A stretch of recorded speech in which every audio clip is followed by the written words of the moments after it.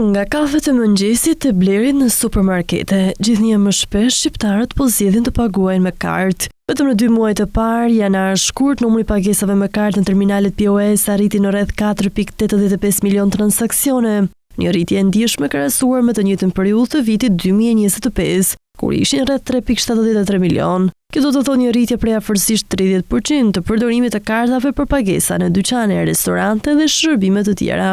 Pra gjithnjë më pak qytetar po paguajnë kesh dhe gjithnjë më shumë po përdorin kartën. E njëjta tendencë shihet edhe në vlerë. Në janar-shkurt 2026, pagesat me kartë në POS arritën në rreth 17.7 miliard lek, ndërsa në të njëjtën periudhë të një viti më parë ishin rreth 15.15 miliard lek. Edhe këtu kemi një rritje të dukshme që tregon jo vetëm më shumë transaksione, por edhe më shumë shpenzime përmes kartës. Kjo rritje lidhet me disa faktorë si ndryshimi i sjelljes së konsumatorëve, përdorimi më i madh i pagesave pa kontakt dhe shtimi i pikave ku pranohet karta.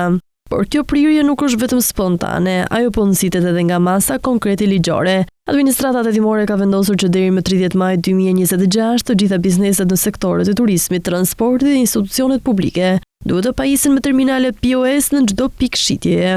Ky detyrim përfshin hotele, bujtina, restorante, taksi, kompani transporti dhe shumë shërbime të tjera. Qëllimi është i qartë: ulja e përdorimit të paras kesh, rritja e transparencës dhe formalizimi i ekonomisë. Në një kohë kur turizmi në Shqipëri po rritet dieshëm dhe vizitorët e huaj preferojnë pagesat me kartë, kjo mas pritet të ketë ndikim të drejtë për drejtë në përmirësimin e shërbimit dhe rritjen e të ardhurave të bizneseve.